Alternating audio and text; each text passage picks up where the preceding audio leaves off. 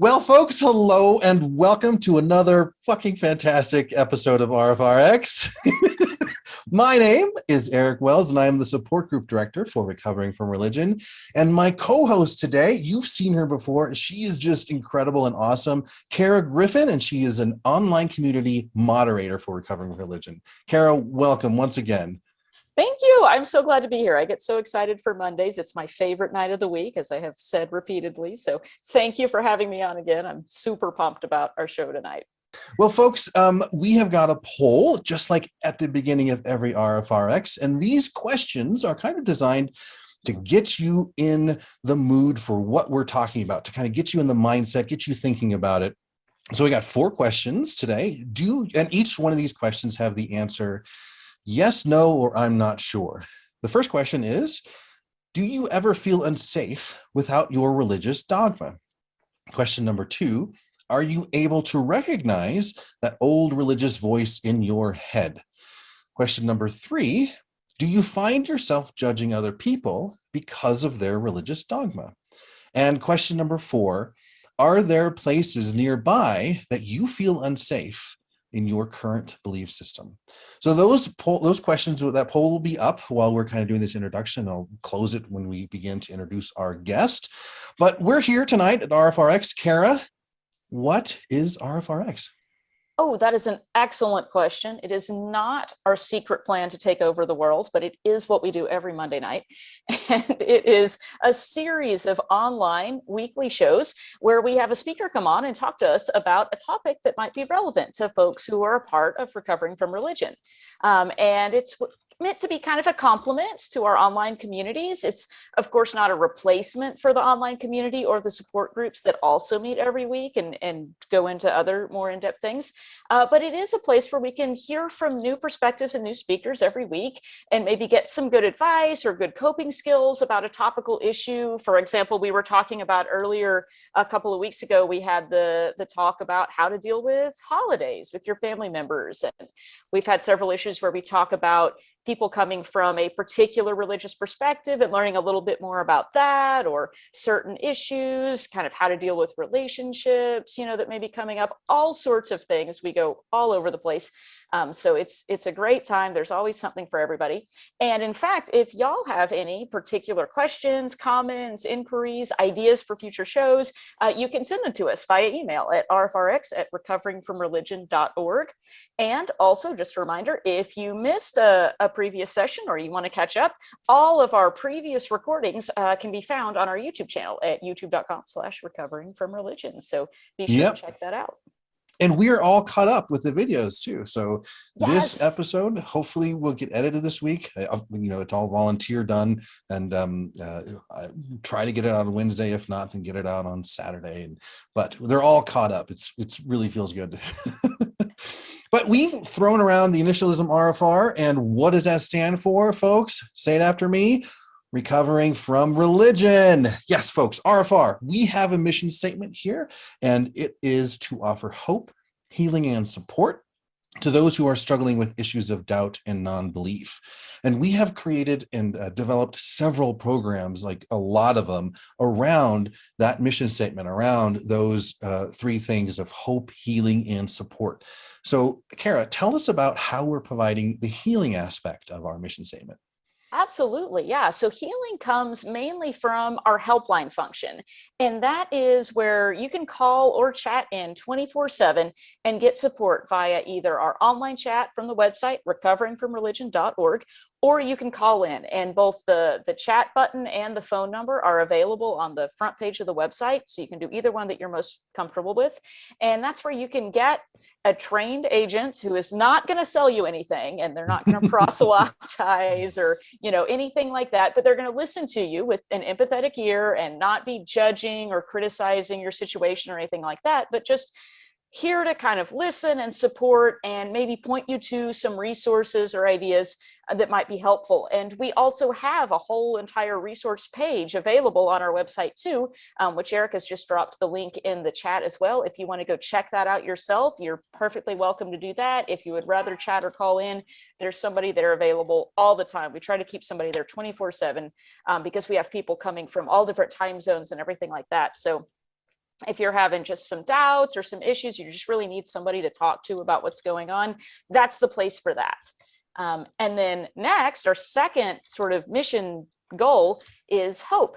And that's what we do through our blog and our podcast. And kind of the idea behind that is that it's just a place where we can share and listen to other people's personal stories and experiences and kind of benefit from the fact that we're all going through this together and maybe experiencing slightly different things. In some cases, maybe someone's experienced something that you're able to kind of identify with and listen to and realize, oh man, that really makes me feel better, that I'm not the only person that had that, or man, that inspires me or gives me hope. We've had some really, really cool people posting on there with some really fascinating stories.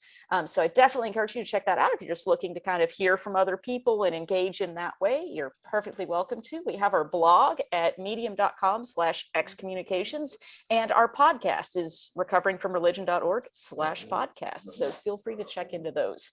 And Eric, I know your very most favorite is support. Do you want to tell us about that? Yes, I do, folks. Another program is the support program, and we have a couple of programs within, or another part of the mission is support, and we have a couple of programs within the support, whatever, I don't know what I'm thinking, big old brain fart. But the first is the support groups. These are face-to-face meetings. They're used to be in person, and we'll go back to in person once we've kicked this butt of this pandemic, but now we have them virtually. They're in Zoom. We have 65 groups around the world, and I'm very excited to say that we just opened up a new group in the Baltics area, which will cover a lot of Europe. If you're in Europe, take a look for the Baltics meetup group. This is where these amazing support group leaders get to create and do a fantastic job of creating a safe space for us to discuss and talk about how we've been harmed by religion, or even the doubts that we're having, because there may not be a safe place for most of us to have these kinds of conversations, especially if we're still a part of those religious communities. So you can find the nearest one to you on our website. I'm also going to drop a link in the chat. Cool. In addition to that, we've talked about the helpline, we've talked about the support groups, and those are both peer support. But we may need more. Sometimes we may need more at some point in our lives than what just peer support can offer, because it's not a professional training setting that we are providing here at Recovering from Religion in the support groups and the helpline. So we have created the Secular Therapy Project, and that is where there is a fantastic group of people who vet therapists who apply to become a part of the Secular Therapy Project, to vet them to make sure that they have licensing in their state or country, to make sure that they oh my gosh, I've done this like a billion times. To make sure that they maintain a secular practice. So you won't get proselytized, to kind of what Kara was talking about, and to make sure that they use evidence-based practices, exclusive use of evidence-based treatments. You can sign up and create an account and search for a secular therapist near you at seculartherapy.org. Now, we also have the community aspect of Recovering from Religion, and this is called the RfR Online Community. It's an online platform that is not publicly accessible. You have to be invited to join this community, but it's a fantastic place to meet folks who maybe and probably are struggling with some very specific things that you might be struggling with, such as LGBTQ issues, maybe an ex-religious group issue like ex-Mormon, ex-Jehovah's Witness, secular parenting issues. I'm not a parent, not a part of the LGBT community. I'm not an ex-JW. So some experiences that you may have, I can't fully relate to, but these folks in the online community can and have those conversations with you. So if you're interested in joining this, it's a Slack group, and you can go and talk to the helpline, chat in or call in. They'll ask you a few questions and see if you're a good fit. If you're looking for a community of some fantastic folks, some great people to have conversations with, to make friends with, and who are all pretty much non-believers, I would recommend that you check out the Atheist Community of Discord, because right now they are streaming this program into their Discord channel. And I'm very, very excited. They've been doing it for a while, and I can't be grateful enough for the work that they do over there. What about volunteering, Kara? Oh man, volunteering is fantastic. It's my favorite thing here. And in fact, it's really another part of our mission, which is healing, because healing can also come from helping other people. And a lot of our volunteers really do find a lot of meaning and purpose in being able to help people who are going through maybe a similar experience that they did, or something that they're able to relate to. And it just so happens that we are always in need of more volunteers. Everything that we do here is volunteer based. This is a complete nonprofit. Everyone that you see doing all of the things that we just described, from the online communities to the helpline to the support groups to the RfRx weekly shows, all the behind the scenes, everything is all volunteers. And we always need more people to help with that. So if you have some time or some willingness or some skills or anything that you might think might be helpful, please check out our website, recoveringfromreligion.org/volunteer, and you can read about what you would need to do to start volunteering, what that takes, what goes into it. And like we mentioned earlier, our volunteers who are doing things like, for example, the helpline or the support groups or anything like that, we do offer training for that. So that is something that you can be trained for. And that in and of itself is actually just a great set of life skills that you might find useful anytime for communicating. So I can't recommend it highly enough. It's been something that's been really meaningful to me. So if you feel like you might want to get involved, this is a great way to do that. So check that out if you're interested. Next up, moving on, let's actually get to the meeting itself, the thing that we're here for, by which I mean the show. And the format of what we're doing this evening at the show is we're first going to have a discussion with our absolutely fantastic guest, and that will go on for about an hour. And then after that, we'll have a question and answer session, usually lasts about 20 minutes or so. And so during the discussion, if you have questions that you would like to ask of our guest, be sure and type those into the chat, and we'll be collecting those. Eric and I will be doing that here in the Zoom meeting. Also, if you're in the Discord community, you can type them in there as well, and we'll collect them too. And we can ask those at the end of the chat.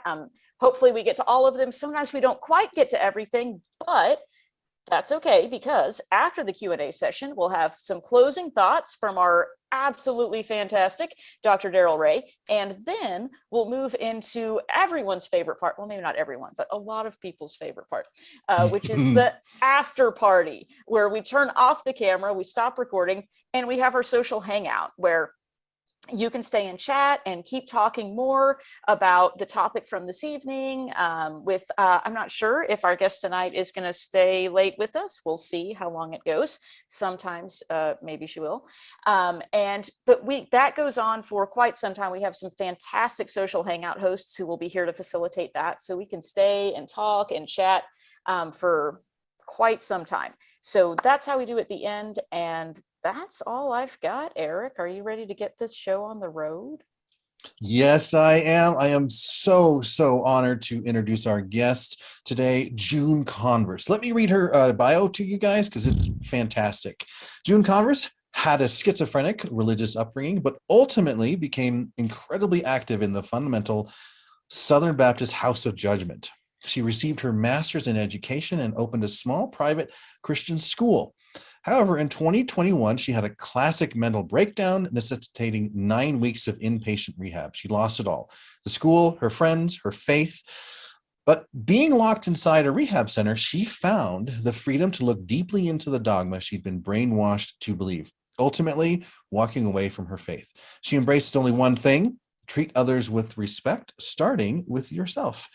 She is the author of 2 novels, Decide to Hope and Journey to Hope. And she lives in Atlanta, has been married for 30 years, has 2 kids, 3 grandkids, and a doggo. June, welcome. Thank you. Thank you.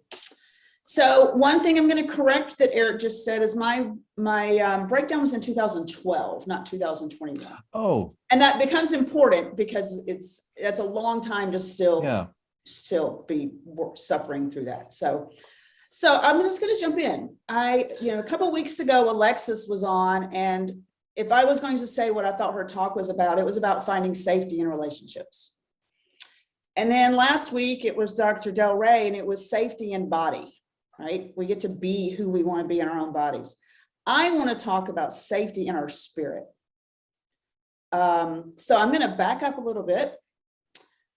I was born in the Deep South 57 years ago. And when I say the Deep South, what I mean is there's a First Baptist Church, a Second Baptist Church, and some other Baptist church, all in the square.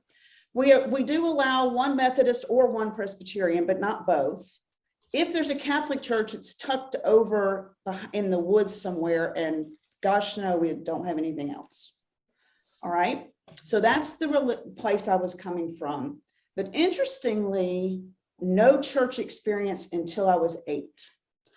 And when I was 8, my parents packed me on a white school bus, sent me to some Baptist church where I spent all day on Sunday. And that went on until I was 12.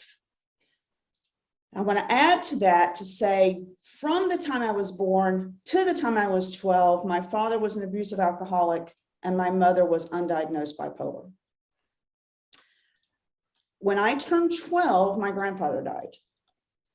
And they were at his bedside, they being my parents, and he talked about the angels coming to get him. He saw them in the corner, and then he died. And my father went from abusive alcoholic to Baptist deacon within 6 weeks.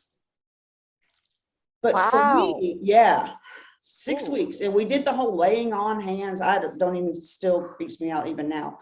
But I have so many questions about that, but go on with your story. Right. But for me, what religion was safety. Because when my father found religion, he put away the belt and he put away the alcohol. My mother, although she was still bipolar, because my father wasn't so volatile, she became safer also. So for me, religion was safe. Wow. It was black and white, right? Mm-hmm. Say these 5 verses, you go to heaven, right? Follow the 10 commandments, right?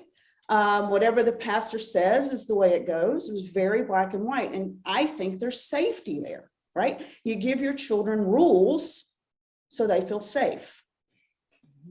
I'm going to fast forward. I went to school. I opened a Christian school. And let me tell you guys, when Alexis was talking a couple of weeks ago, I thought, oh my God, she's describing me. I was petrified that I had harmed my children in some way. But I actually taught a Becca curriculum, if you know what that is, where you literally learn Bible verses as you're learning algebra, because somehow algebra and God go together.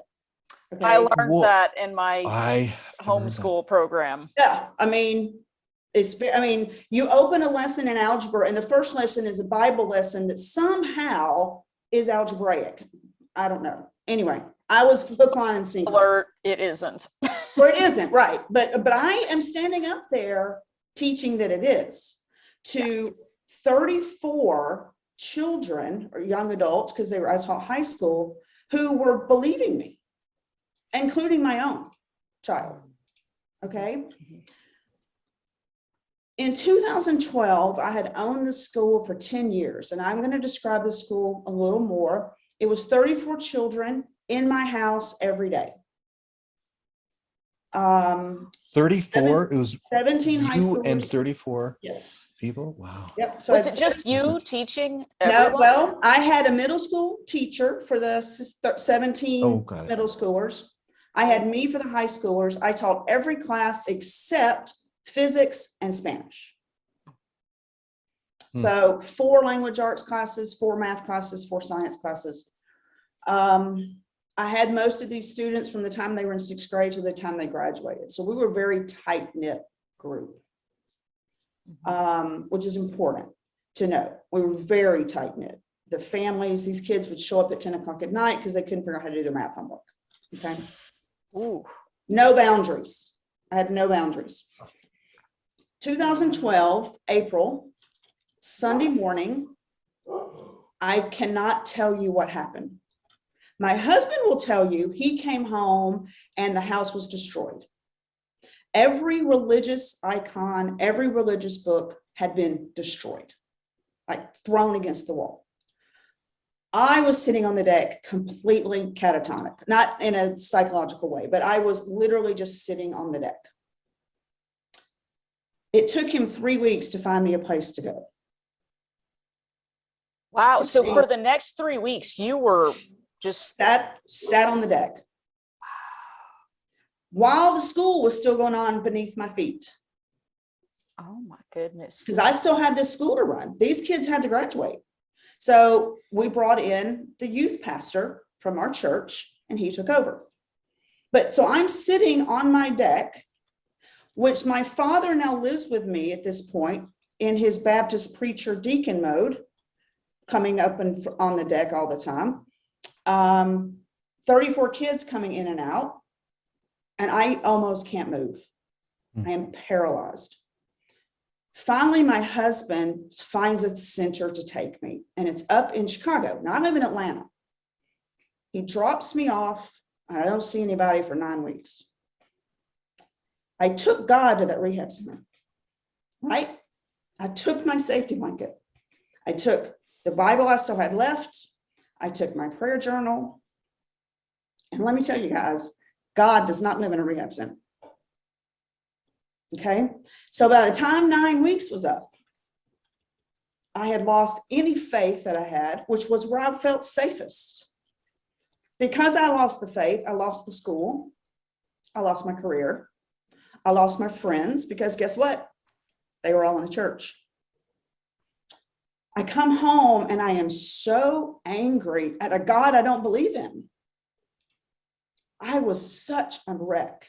And I step into a new therapist. And you talk about your secular therapy. I wasn't looking for a secular therapist. I wasn't smart enough to look for a secular therapist. It's not about being smart. It's you know not what I mean? about I just was find me somebody, right? Mm-hmm. Happened to be a secular therapist. And one of the first things she says to me is, you have been traumatized by religion. June, can we back up real quick? Mm-hmm. When you were in that facility for 9 weeks, are Yeah. you saying none of your friends from the church or your area reached out to you? Two people did. 2 out of 34 plus the parents, whatever that adds up to be. One of them was a student, and I still have her letters. And one was the assistant I had that kept up with the records for me. She did my record keeping.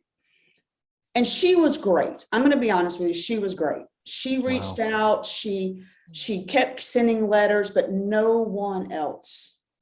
The pastor didn't reach out. The parents didn't reach out. I had failed, right? Failed as a Christian fundamentalist church. You should be able to lean on God and not have these mental health issues. Oh, right. You have to, if you have Jesus, then you have the joy of the Lord. And if you're having problems, you're not having good faith or something. Well, and then the best, when you're sitting in a rehab center, the best thing to hear is God's working out this for good. Right? Okay. So I'm like, yeah, fuck that. I don't, excuse my language if anybody's offended, but I'm like, fuck that. I don't, and I can, in this rehab center, it was an inpatient rehab center and there were 4 single beds. And I happened to have the first one. So I had the corner. And I promise you, I would sit in that corner praying as hard as I knew how to pray. And there was no God there. Okay. June, you and I look like we're from the same generation. And growing up in the 80s and 90s, it was a bad thing to seek out mental health and even to take medication. This was something that was really socially looked down on. And it took me a long time just to kind of come to grips with that. And like, look, I can't fix this on myself or by myself. And I imagine if there were like hundreds of me, types of me that were knew you or were friends with you, then back then I would have said, oh, that person can't fix it on their own. They've got to be weak. They can't mentally hack it or something. And so they're getting what they deserve. Or it was like a seen as a weak and almost like a punishment. Well, you were a bad Christian. Yeah. My dad never, and I mean never let, and I use that word specifically, he never let my mother get help. He was adamant that, and my mother was, there was something wrong. Okay. Even at 8 and 9, 10 years old, we knew there was something wrong here. He point blank refused to let her get help. I am not paying for that, he said.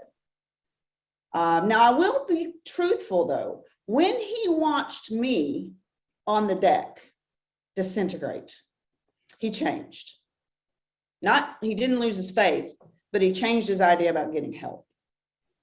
Interesting how those theological ideas can suddenly change when you have a personal experience or you get to know somebody who's having an experience that's not what you expected. When it's your youngest child and your only daughter. Yeah. You know, can I ask, a couple of people have asked in the chat too, like, it sounds like maybe there was some kind of precipitating or event, or you were thinking about some things in your head. I don't want to jump ahead, but do you want to talk about that? I'm going to tell you what really happened, and hope you don't judge me. Because no, of course not. Only share what you're comfortable sharing. I judge myself. So my daughter at the time was a 10th grader, and she was a elite gymnast. She actually knows Larry Nassar and all that stuff. Totally different story there, but she competed at that level. And I was raised to believe, do good, do the right thing, you'll be rewarded. Okay, for lack of a better word. Well, this particular weekend, my daughter was at a gymnastics meet in somewhere in Timbuktu, I don't know where, but my husband was with her, and she got beat by the little shit girl, by the little girl whose mother was a raving lunatic bitch. Okay, by the little girl who would say things like, "I hope you fall." That girl beat my girl. Okay. Beat like now, as in the competition? She won the meet. Okay. Not like beat like pounding with. Okay. I'm sure she would have if she could have. That doesn't sound like a big thing, but it was like the final straw. I had done everything I was supposed to do. And she gets to win. Now, again, sitting here 9 years later, I feel kind of, but that's what it was. That was the end all for me. No, I don't think that's silly at all. It sounds like probably this had been rattling around in your head for a while, and it just took that one final straw to say, exactly. Okay, yeah, obviously this following the rules doesn't mean you're in God's favor necessarily. So which made me start questioning everything, right? That was my first, since I was 8 years old, time to go, what am I believing in? But then I go to rehab, and it's not a Christian center, but they have a Christian therapist. So of course my husband says, this is the therapist we want. At this point, I'm not making any decisions. Okay. I'm just like, I'm literally just following to get food in me and I'm happy kind of thing. You know, please don't let my children be suffering because of what's happening with me. Because my daughter was 15 when this was going on. I get this Christian therapist, and she believes, and she even does that breathing into your mouth thing, right? And I'm beginning to freak out. Wait. Can we back up? What is the breathing into your mouth thing? Oh, didn't Alexis mention it? You know, where they breathe the Holy Spirit into you, like literally? Okay, yeah. No. Yeah. Oh my gosh. So now I go from Baptist, which was freaking me out already. And now they put me in where the therapist is, I guess, Pentecostal or something. I don't know. But she says, let me breathe into you the Holy Spirit. And I'm like, what? Anyway. So now, I won't say rehab didn't help me. Being in COVID times now, that just freaks me out. I doubt, I mean, I'm pretty sure they do, but I really hope they don't do that anymore. Well, and you know, it was, I was desperate, right? If this is going to help me be able to get up in the morning and go back to some semblance of life, breathe on, breathe in, whatever, you know? Yeah. And I was so vulnerable that I wasn't going to debate it. Anyway.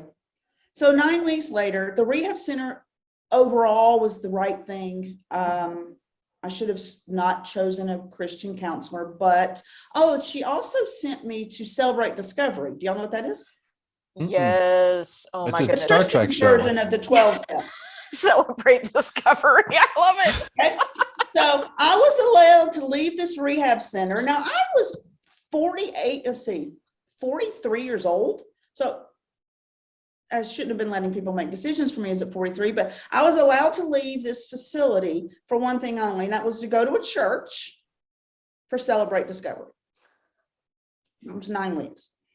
But it did work out okay because I also got, the depression treatment and the stress management skills and the DBT and the mindfulness. So I did get certainly healthy things to come out of that. But one of the things that came out was I no longer believed anything. Now, how did that happen? How did you get from, like, it sounds like you were at the Christian counselor and they sent you to the Celebrate the Discovery of Recovery. How did that go that you came out of that not believing any of it? It was sitting in that corner. It was sitting in the corner and not hearing God's voice. Okay.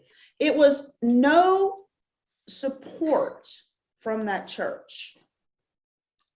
None. When my husband had cancer the few years before this, and he went in the hospital, the church rallied.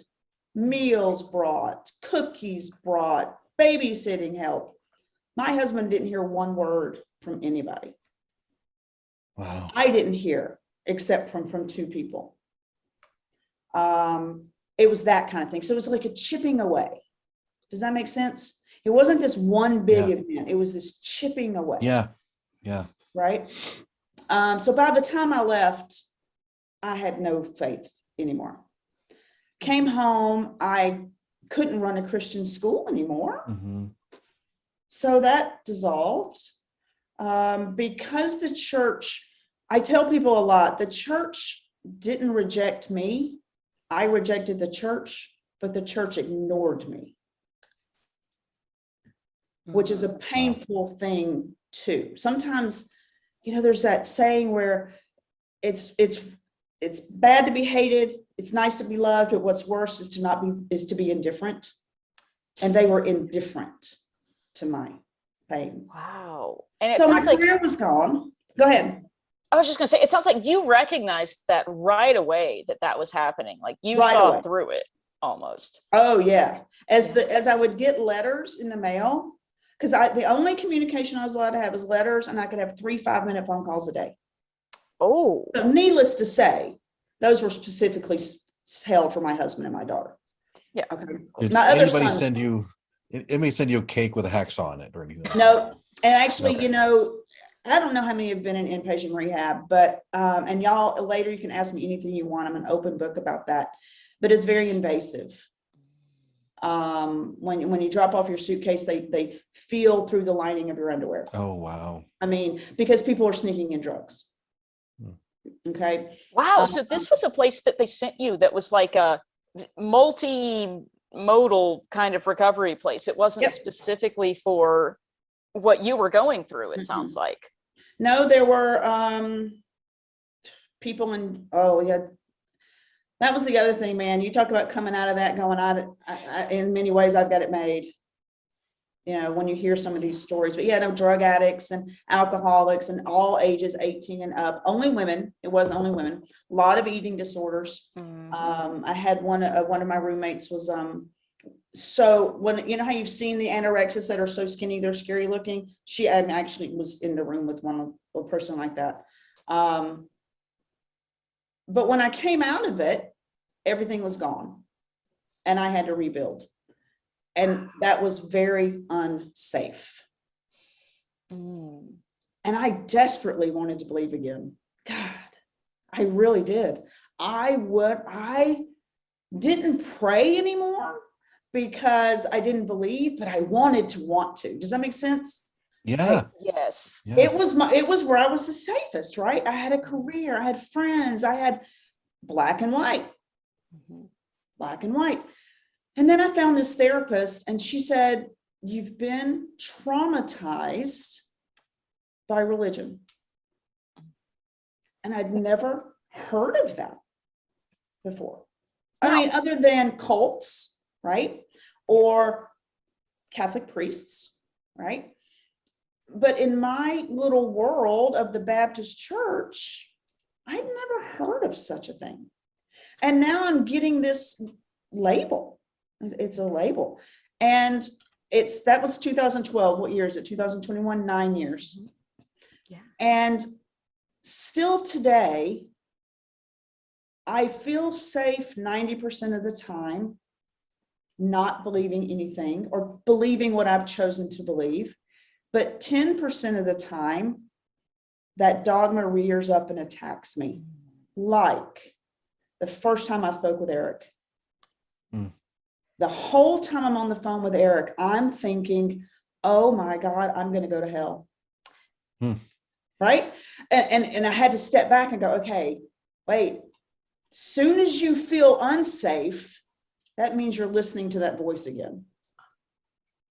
So instead of being unsafe without religion, now I'm unsafe with religion. Does that make sense? Oh, because like you recognize the voice, and that correct. Realize that's that voice that's unsafe. That's that voice. So when Eric and I hung up, I thought, should I do this? So this was back in July. Should I do this? And these old messages from the time I was 8 years old started to attack me again. And it was then I thought, okay, this is what it feels unsafe when that is attacking me again. Which was very revelatory for me. Yeah. I couldn't figure out why when somebody said, let me pray for you, I would like freak out. It was horrible. And I would be like shaking. And I couldn't figure that out. And it was because I was feeling unsafe with prayer. I was feeling unsafe with all those things. Does that make sense? Yes, yeah. That does make sense to me a lot. I was actually having a conversation with someone about that earlier today, where I said, like, I have, this voice in my head sometimes that's telling me, oh, you should feel guilty about this. You need to feel bad that you're doing this. And I even though I don't believe that, and I know that it comes from religious teachings, I have to continuously tell myself, okay, that's that voice telling me that again. That's not actually real. But it's still there. It's still, and I think it'll always be there. I think, well, when you're in it from 8 to 48 ish, that's 40 years, right? Yeah. And I wasn't just going to church on Sunday. My father had the laying on of hands, right? I mean, we did that. And I ran a Christian school and I was there Sunday. When my father started the deacon head crap, we went from never going to church other than me being sent on a white bus to Sunday morning, Sunday night, Wednesday night, Saturdays going and knocking on doors. Oh. Now this all happened within 6 weeks. That's when I told Eric I had a schizophrenic upbringing. Alcoholic abuse to, let me pray for you. It was really strange, but it was safe. We're looking at the chat, and so many people can relate to what you're going through, and they're really, really grateful to hear that they're not the only one to have experienced and still experiencing these feelings and these tenseness and these fight or flight type of responses when certain things happen. Yeah, and if I can impart anything tonight, it's figure out what that feels like in you. Because unless you can figure out what it feels like, you can't stop it in its tracks.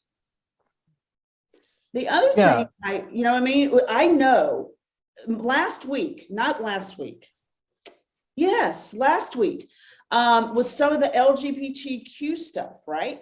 You're raised in a fundamentalist home. That is hard to put my arms around. Right? If you're raised in that home. So I've had to catch myself going, I'm being judgmental from a place of the wrong dogma. And I have to stop myself and remind myself, I get to be safe in what I do with my body. You get to be safe in what you do with yours. But I have to literally feel this unsafeness and go, hold up. The only time you feel unsafe in your spirit is when that dogma is you're relatching on. And then I'm able to stop. These emotions and feelings that you're kind of describing, I used to, and I still do have a tendency to just react. Like if I get angry, I'm going to yell. If I'm feeling threatened, I'm going to clench my fists or something. And then I just kind of maybe go on autopilot after that. But what you're kind of suggesting, and what a lot of the other guests have talked about, is use this time to sort of as an alarm, like, okay, something's going on. Let me step back, examine this, and see if I can control it, or what I need to do, if I need to do something different so I don't make it worse. Right. And I've got a lot of pat responses to people now that really work for me, and diffuse quickly without damaging relationships. And one of them is this. My brother has brain cancer, which was all happening when Eric and I were first talking. And he has never been active in the religious world. He was out of the house. He only knew the abusive father. He's that much older than me, so he never knew the Christian father. And people will call me and go, "Can I come pray for him?" And I have to do that, Eric. I have to feel it, because I feel really gooey, right? Really wrong. I feel invaded. My boundaries feel invaded. But they are also operating in a way where they do feel safe in their religious beliefs. Who am I to not allow them to feel safe? So I'm not going to condemn them. I'm not going to challenge them. This particular cousin, he finds his safety in the religion. Well, we all want to be safe. If that's his safety, I allow him to have his safety without my saying anything.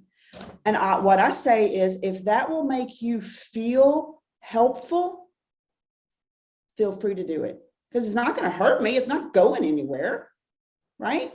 It's just words. But I basically honor his desire to do that, if that will make you feel helpful. Wow. And that's really kind of a big movement, it sounds like, from where you were describing, going through this sort of recovery and coming out of that being like very, very angry and upset. And that sounds like, that probably didn't happen overnight. Was there some kind of revelation that you had, or just sort of a slow process to where you were able to tolerate that and accept that kind of slow process? And I'm still not great at it. If you get me when I'm tired, seriously, or stressed, or you say, if he had said, "Let me pray for him," in this judgmental way, then I would have had to really hold on.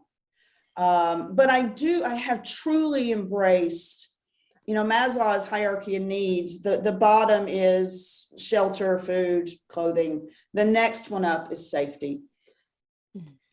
If I found safety in religion for 40 years, if that makes someone else, staying in that makes them feel safe, that's okay. Right? I get to find my safety, they get to find theirs. So I hear what you're saying. My kind of thinking and approach, if someone were to say that, would be something like, that may not help in this situation, but if you make some casserole or bring it by, that would be a big help instead of praying. And if you do that, you come over and pray. What the heck? I kind of, I don't know. Because for me, I'm with you. No, I agree. And it would depend on who I was talking to. This happened to be, this particular event happens to be a cousin. Okay. He's my cousin. He's my brother's cousin. My brother's brain does not allow him to make an assessment of this. But you're right. When my parents died, now I was still angry when my parents died. And this woman from the church calls and she says, we want to do the help with the funeral arrangements. And I said, my parents there is no funeral. And she said, well, then I think we should come over and pray with you. And I went, my parents died. Your prayer is no longer needed. Right. And I did have to cut them off, Eric, because they were crossing a different boundary because they weren't family. Got it. You know, and I say with people in politics, this is what I say in politics, and it's kind of the same idea. You know, I haven't done all the primary research on that topic, so I'm not qualified to discuss it. That's a nice way to diffuse the conversation. And you know why, Eric? Because nobody's done the primary research. And so what are you talking about? Because I'm going to go, well, where did you read that? You know, if you read it from Stanford or UCLA or wherever, okay. But there are memes all over the place. Right. And I kind of have the same feeling with the religious piece. It's not a conversation I'm going to engage in. I'm not going to defend myself, although I will say one of the neighbors came to me and asked me to run I run the neighborhood book club. And she came to me and she said, would you run the neighborhood Bible study? And Eric, I had to stand there and I had to feel that for a second. I had to kind of shift through how that made me feel. And I had to formulate a response. And I actually, after about 30 seconds, I burst out laughing. And I said, I don't think you want me to do that. And she said, well, why not? Because of course we live in the South, right? So she just assumed, right. I guess she just assumed. I don't know what she was doing. I mean, she heard me say fuck and shit and damn all the time. So I don't know what she was thinking, but she says, you know, I don't know why you wouldn't want to. And I said to her, I don't know why you would want me to. And she said, well, you're a good teacher and you're a good speaker. And I said, yeah, but I don't believe any of that shit. You're like, I'll teach you what the Bible says. I don't think we're going to come out talking about the same thing you think we are. And I said, you know, I've done a lot of Bible study, and in the last and I had done a lot of Bible study for 40 years. Let me tell you what I've learned in the last 9 years. None of it's right. None of it's true. Yeah. It's myth. It's all mythology meant to control you. Right? Yeah. Religion I like how you're meant to control. Yep. But there's I like how safety in that. Yeah. You know, I like how you're taking you're stopping yourself. You're taking a pause in order to kind of stop this automatic response that's going to come out. Right. And then formulating a response. It's really kind of fantastic. And I also like, you know, we kind of gloss over real quick, like you're also recognizing your state of tiredness or awakeness as well. Like if this type of thinking takes work, it's not something that is natural, doesn't come naturally. You know what helps, Eric, for me, and just so you guys know, I do not have it all together. But this is 9 years of therapy. I swear I could put a PhD on the wall. And I apologize to some of the therapists out there because you're thinking, no, you couldn't. And you're right, I couldn't. But one of the things that does really help me is to say, you got to give me 30 seconds to think about this. And I don't care who I'm talking to. I don't care what the decision is. It doesn't have to be a emotionally charged decision. It can be any decision. And you got to give me 30 seconds to think about this. And if at the end of 30 seconds, I'm still not feeling safe, I need another 30 seconds. Or I need till tomorrow. I love that. That really works for me because for several years after all of this, so from 2012 till, I don't know, 5 years later, I was still very explosive about religion. Very explosive. You know, I would go on Facebook and see one of my friends has posted, you know, she's been married 25 years. He's the love of her life. And she's so glad God gave them to each other. And I happen to know they haven't spoke to each other for 5 years. And so it would start up again. This hypocrisy of it would just attack me and hurt me. And so I made a pact with myself. I would never be hypocritical. That if you don't fucking like me, and you don't fucking like that I say the word fuck, that's, I don't care, you know? And my daughter, who's 24, has begun to feel the same way. It's interesting. She has a Bible verse on her spine. And when she did it, this was during my phase of hating religion. So she comes home and she's got this Bible verse on her spine. It's from Psalms. I praise the Lord and he will not let me fall. She was a gymnast, which is where it came from, right? And it took me a long time to be okay with that. But her body, her decisions. Okay, right? Her body, her decisions. We always had a rule: if you're going to get a tattoo, you can't be under my paycheck anymore. You know, if you can afford a tattoo, you don't need to be spending my money anymore. And she was there. She wasn't spending my money. And she still appreciates, even though she's not very religious anymore and she doesn't really believe all the dogma anymore, she still likes the Bible verse. And she'll tell you it represents her past. It's who she was when she was a gymnast. Okay. Well, and there's nothing to say that you can't find meaning or a meaningful comment or statement in a text that you don't otherwise find a lot of good things in. I mean, you can read a book that is a book of mythology and find, oh, here's an interesting idea that speaks to me. It doesn't mean that you're reading a book that is the literal truth of, how humans arrived on the planet. Well, and the Psalms do have, and the Proverbs, very wise things that are universal. They're Christian only in the fact that they're in the Old Testament, but they're also in the Quran. They're also in the Torah. They're also in Rumi's text. There are, and that's kind of where I'm at. I am very much, there is wisdom out there from everywhere. There's wisdom in the waterfall, right? There's wisdom in the Psalms.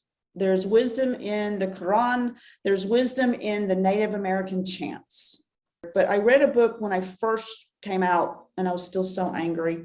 Somebody gave me the post-traumatic church syndrome. Oh. Okay. And what it was a woman, a Catholic woman. Now, Baptists are raised to believe. This was the first thing when I began to think about what I believed and go, wait, there's something wrong with this picture. This was the first thing that hit me while in the rehab center. If I believe the Baptist church, the fundamentalist Baptist church, all these Catholics in here are going to hell. And one of my roommates was Jewish, and she's going to hell too. And at the time, there was something going on in Korea, and I thought, well, they're all going to go to hell. And, all of the Middle East is going to go to hell. That means 2/3 of the population is going to hell, and only us Baptists are going to make it. Is that a God I want to believe in? That's how it started. That was how it started. I had a Catholic woman in the room with me and a Jewish woman in the room with me. And I'm realizing that my religious dogma has said these two people are going to hell. Why am I choosing to believe that? That was the first thing. That was the first thing that hit me, that I am believing mythology. Does that make sense? Yeah. That was what started it, was this belief. And now I believe that do y'all care what I believe? I mean, of course. Yes, please tell us. That what I believe it's not right or wrong. It's my safety is, we are all energy, and my energy impacts your energy, and your energy impacts my energy. And we all are in this big primordial pool together. And I need to respect your energy. You need to respect my energy. If you can't respect my energy, you can't be in my circle.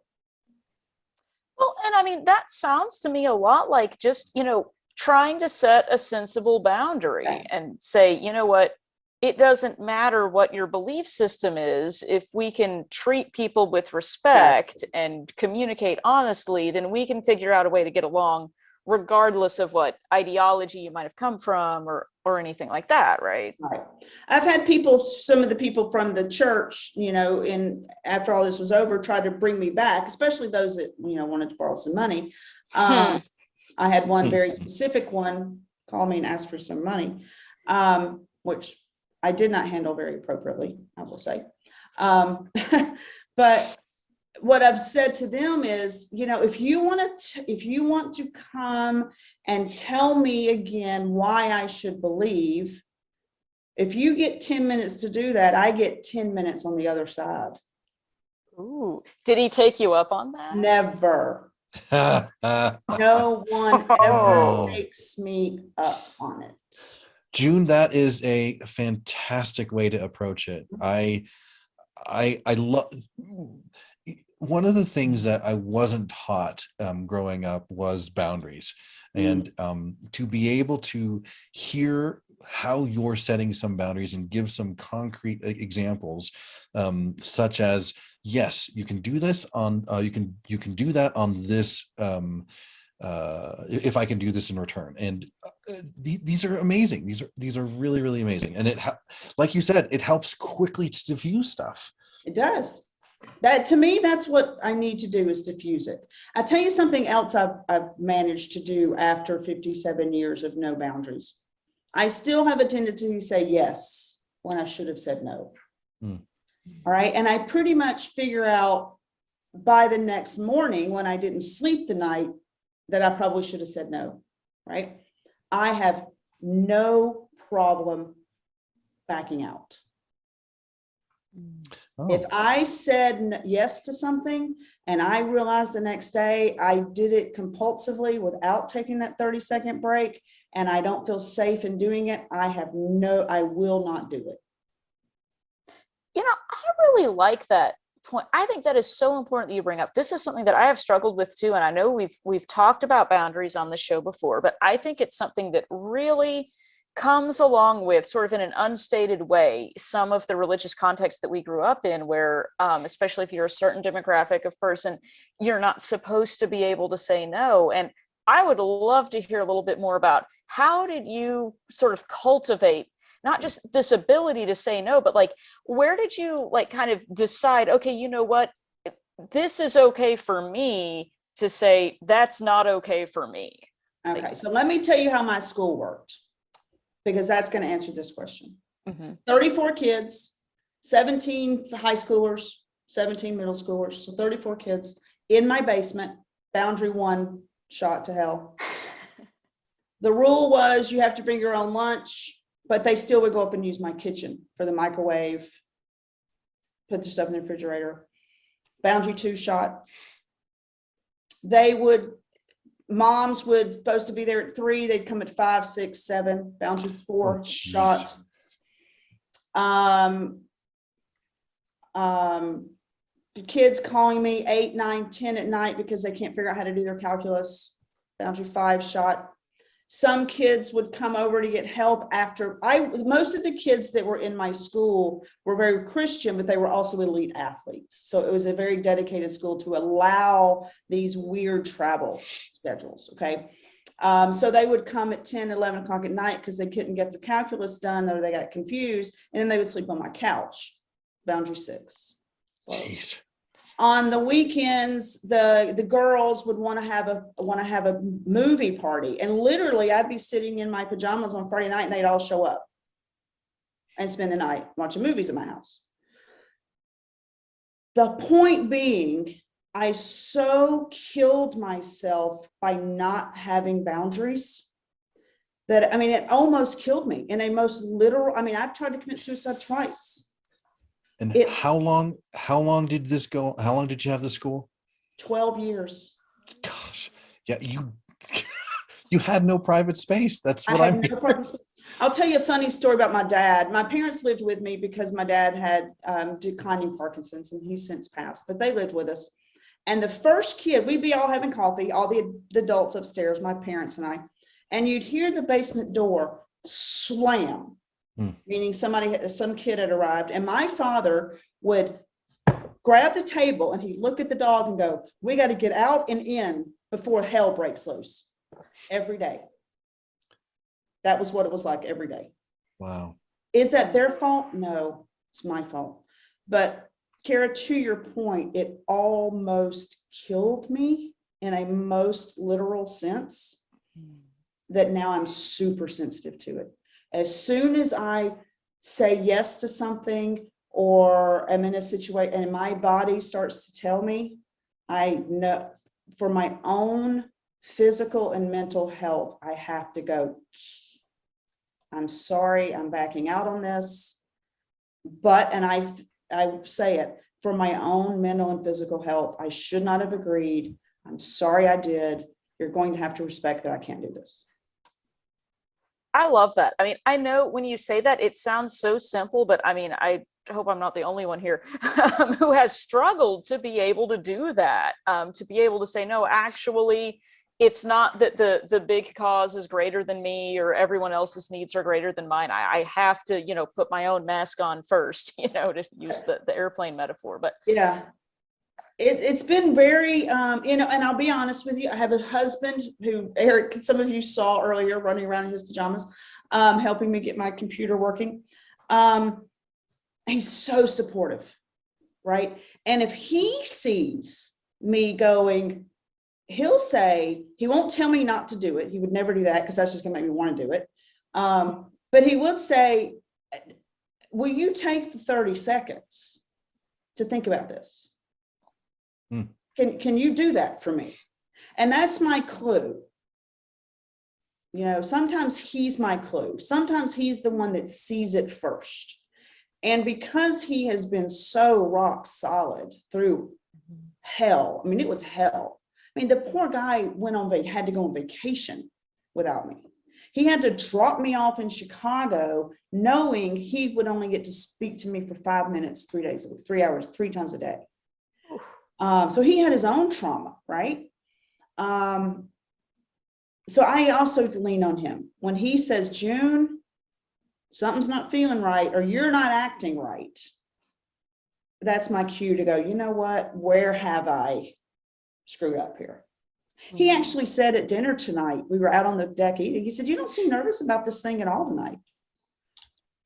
And I know he said that because he'd been watching. He'd been watching to see, had I committed to something I wasn't ready to do.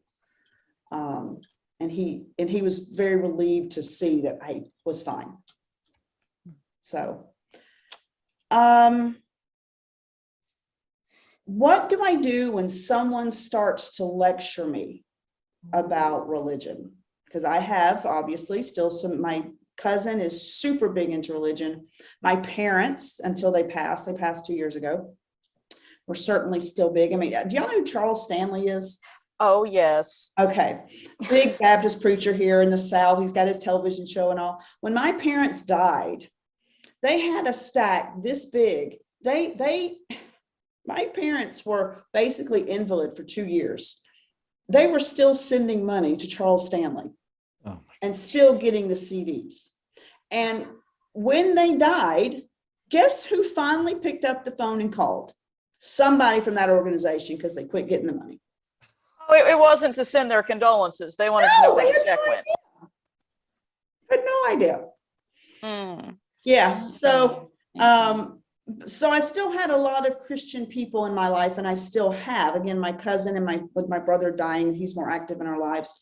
And it's very clear, again, I respect that you believe that. I'm glad that the Bible or whatever makes you feel safe. You need to allow me to feel safe with what I believe. Yeah. And that's how I feel. I mean, safety is important. And so that's a response that you give to folks, is what you're, I'm not feeling safe with this, and you need to allow me that safety. Right. I'm going to allow you yours. Right. I don't ever tell my cousin not to believe, because I don't want him to tell me to believe. Right now, if he wants to have a conversation about it, I will, but in just a straight conversation, if he starts to tell me what to believe, I'm unsafe. And I say to him, I'm not going to tell you what to believe. I'm asking you not to tell me what to believe, unless you want to give me equal time. Yeah.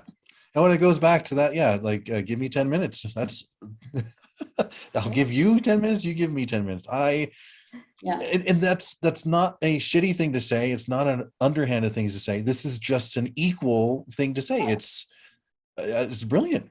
Well, you know what's really brilliant about it, Eric, is this. They have to immediately recognize they don't want to hear what I have to say.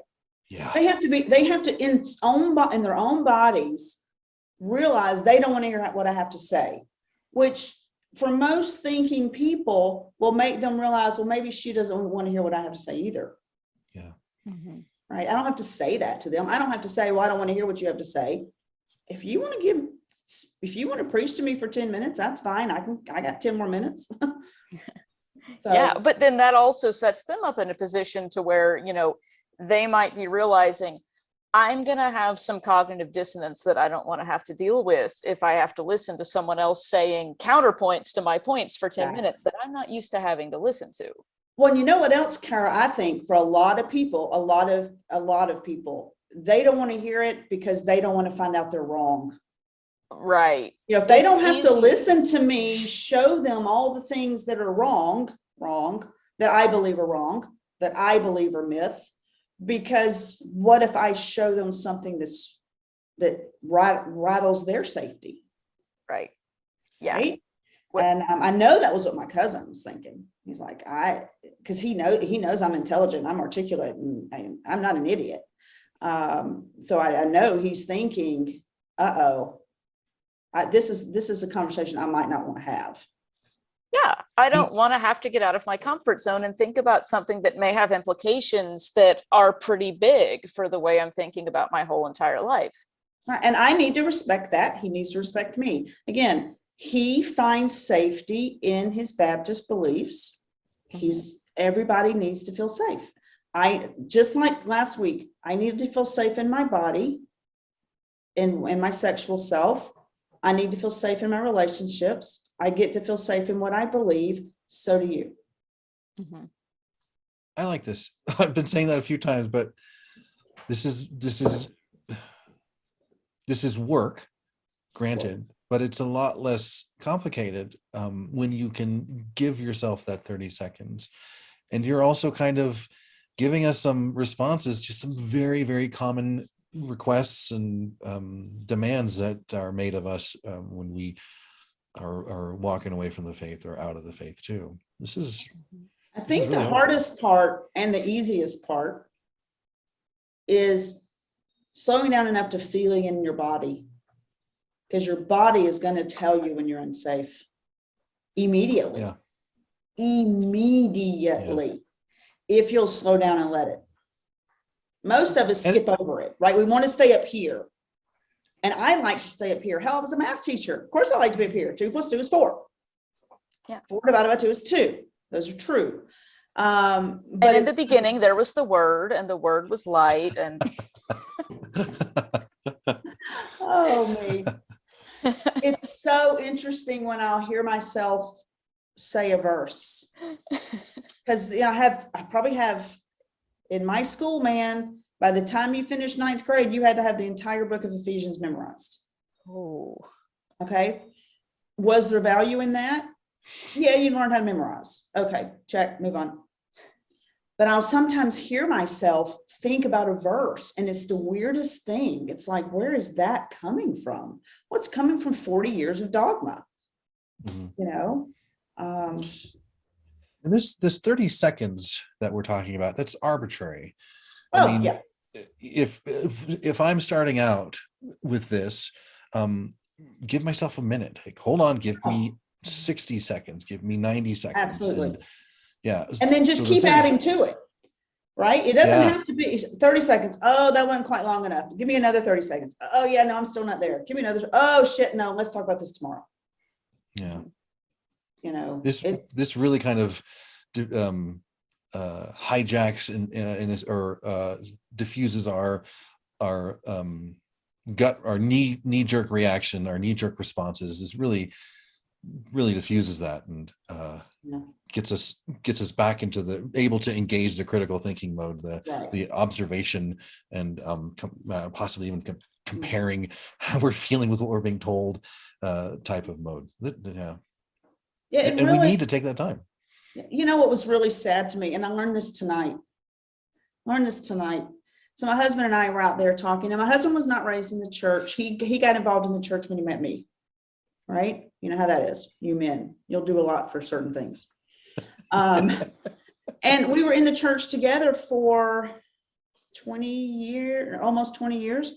He ran Awana, which is a children's Bible clubby thing. He ran that. Boy Scout. Yeah. Right. I remember Awana. Yeah. He was the games instructor. He ran the games, right? He did part of the lock-in shit and stuff like that. And he tells me tonight, he said, you know, I never bought it. He said, I faked that I had bought it. And I felt horrible because he was faking it for me. Was he really? Oh, please back up and unpack this for us. I want to hear all about how this came out. How did y'all work through this? Was that really the case? Would he say that he was faking it just for you? He said that to me tonight. He said, I tried really hard to believe it. I wanted to believe it because we were in it. We were living it. Yeah. But I never, ever was able to turn off my rational brain and believe it. Well, you know, and that just makes you think, like, how many other people are, you know, big leaders in the church and in these groups that feel exactly that same way? Yeah. And especially the ones, both my husband and I, although I'm a more emotional person than he is, are very rational people. And that was another thing that came out in that rehab center, is when I stand back and look at this outside that dogma, because I was no longer in it, right? I was away from it and getting no support from it. It's really clear how weird what you're believing. Like, every Jew's going to go to hell, and every Muslim's going to go to hell, and every Buddhist is going to go to hell. Everybody's going to go to hell but me, because I said those 5 special verses in the right order, mind you, because I followed the rules.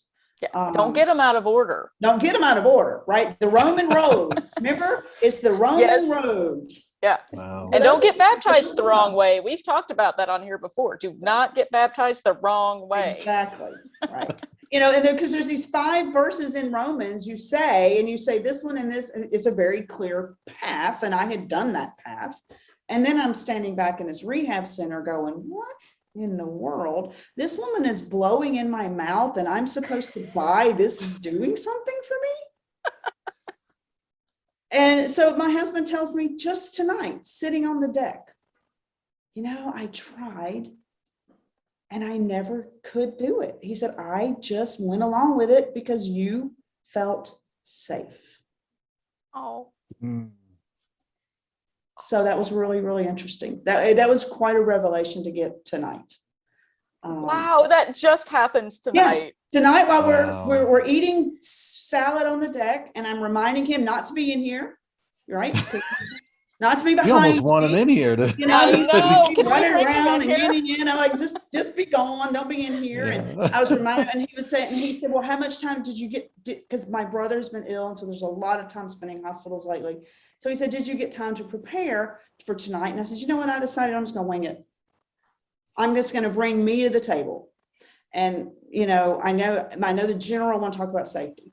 And that's when he started talking about, you know, what I was updating and what I was going to, he said, well, let me just tell you, I never believed it.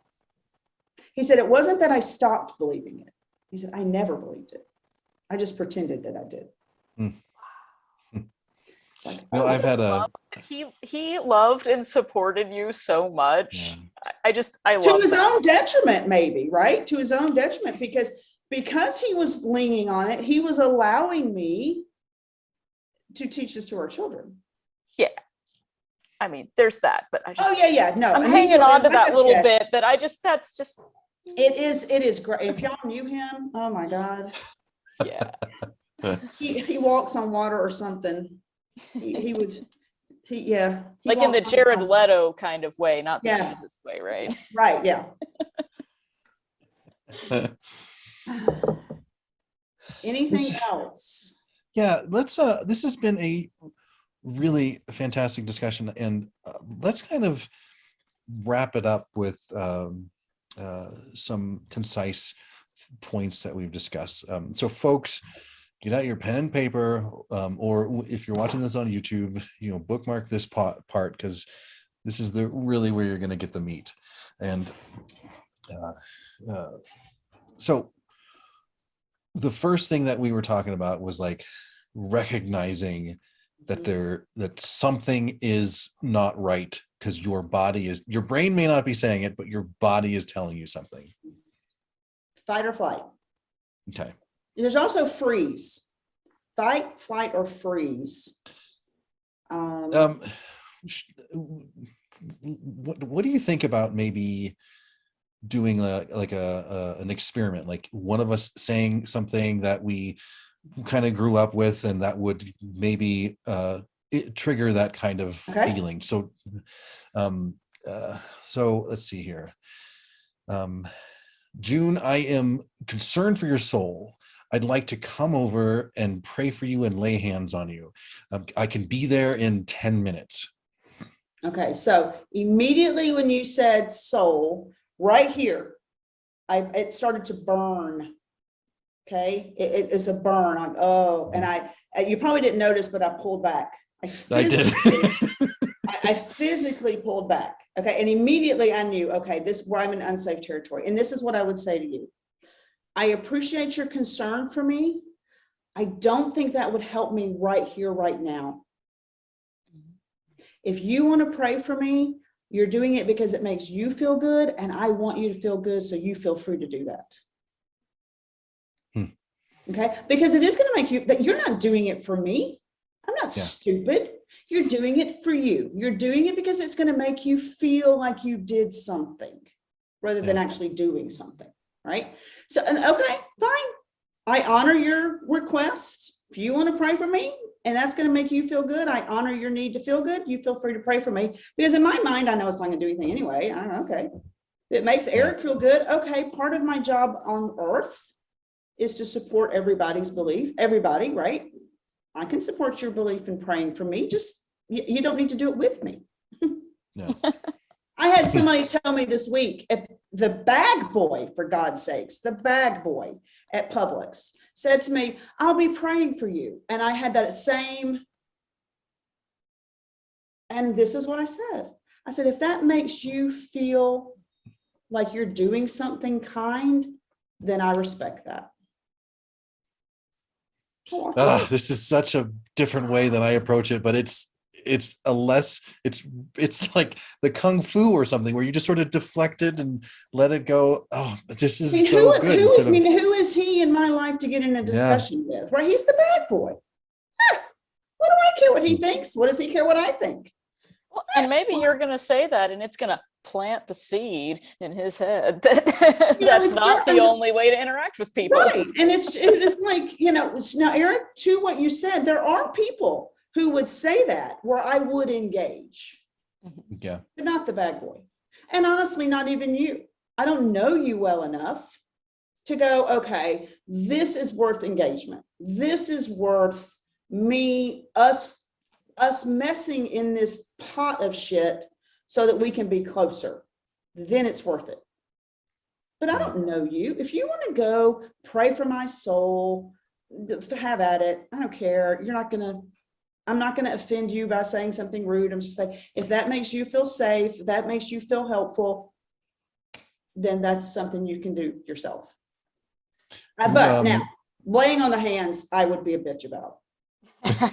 I would. I'm sorry. People do not lay their hands on me for any reason. Yeah, isn't that just kind of creepy to begin with? That whole thing. Have you ever seen it in the Baptist church, the laying on the hands ceremony? Yes, I grew up in a Baptist church, and I went to school at a like Pentecostal Assembly of God kind of situation, and we had all that, and it's kind of scary. It's really invasive into your space and aggressive, and I don't know if it's intended to be that way or not. I lean towards thinking that it probably is. Oh yeah, I think it's all about control. Yeah, definitely. Yeah. June, could we try maybe 2 more examples? Yep, And I'm ready. Okay. All right. Ma'am, here's your credit card and your chicken sandwich and Diet Coke. Have a blessed day. Oh, have a blessed day. Huh, that's interesting. I haven't heard that in a long time. Now You okay, Kara? I'm okay. I'm really trying not to jump in here with my jump in, because that one, honestly, Eric, if it was the local person, that I have no relationship with, I probably wouldn't even notice they said it.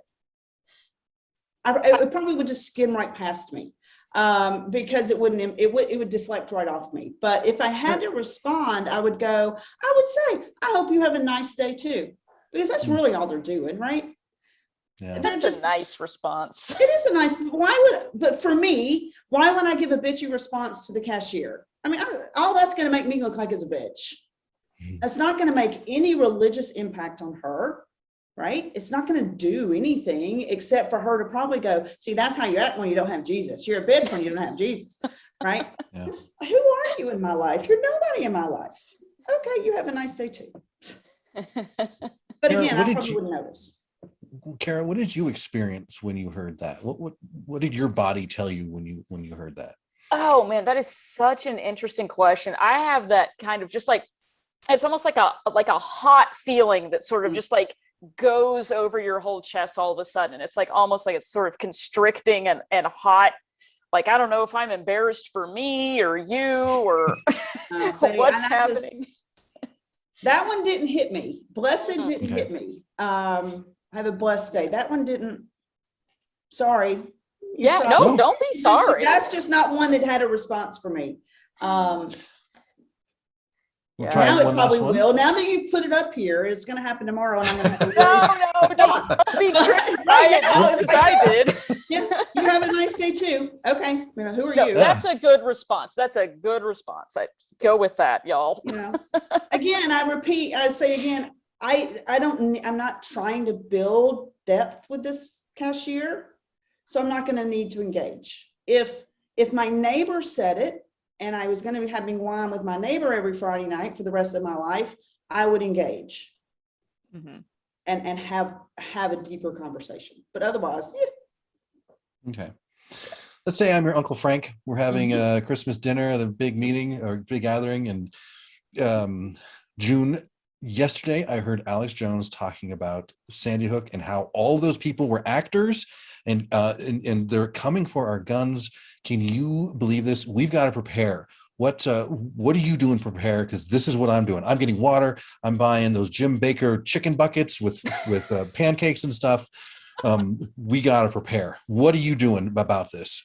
Okay, so I have to tell you, my oldest brother, not the one with cancer, but the oldest one, believes that right there. Like, has an arsenal of guns. It's fucking crazy. So I'm with you.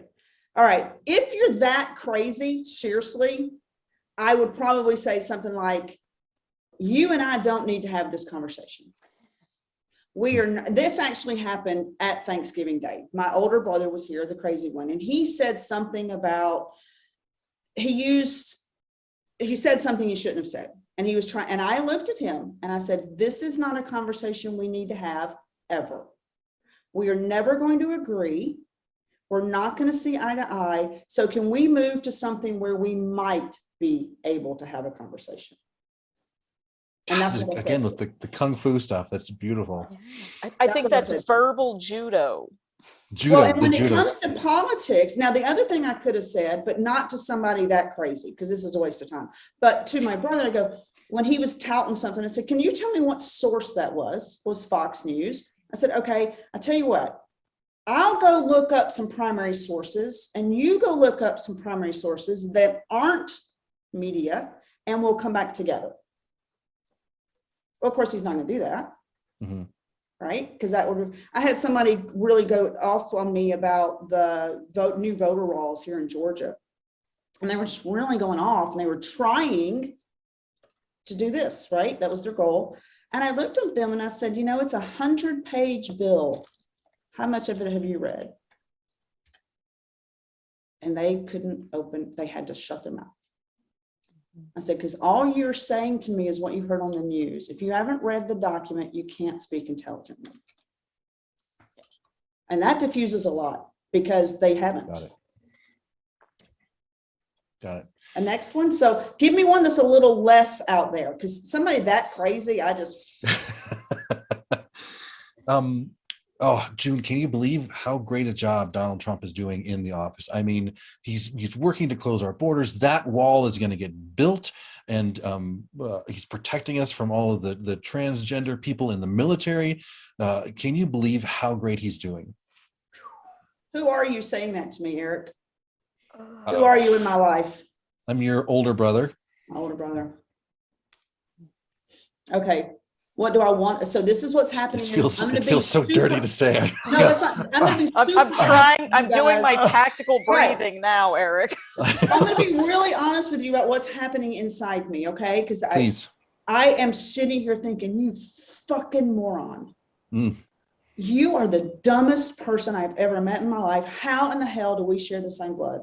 And how can I get you the fuck out of my house fast enough? However, what good would that do? Yeah. That would do no good. Nothing is served by saying that. So I think it, and I think it, and I feel it, and then I'm kind of taking my 30 seconds, and I'm taking my 30 seconds, and I'm taking my 30, and finally I would probably say, you and I will never, ever see eye to eye on this. Ever. I don't agree with you. I didn't vote that way. You're not going to agree with me. You're not going to vote my way. Who do you want to win the football game? Oh, you bring up a topic immediately. That and a very safe topic, right? Football's safe. It's safe. Everybody now feels safe again. I mean, depending on how excited you are about the sports ball. True. But at least that's different. That's not an internal safety issue, right? That's not a physical safety issue. So but I'm honest, we are never going to agree on this. So let's not have this argument. Let's just not play this game. It's just not worth it. You are very good at not taking bait. I have to say, I am impressed. I am working on this in myself, and you're giving me inspiration here to not take the bait. It really helped being a high school teacher. Oh, because you can't look at a high school student and go, fuck off, you little 10th grader. You can't do that, right? You can't hit them, right? You have to find that way of communicating without explosion. Because once a teenager explodes, you're going nowhere. Yeah, you've lost. The battle has been lost. But I'm also back to kind of Eric is. I don't need everybody in my life. I don't need to have depth with everybody in my life. And I don't have to choose to have depth with Kara if I don't want to. I can be nice to Kara. I can respect Kara. But why do I need to engage in something when I don't care about her being in my life? Yeah. She's not important to me. Yeah. Well, thanks. You know what I mean, right? I mean, I know. An example, but it's like I need a small group of people. I need a small group of people that are okay with me not believing anything they believe.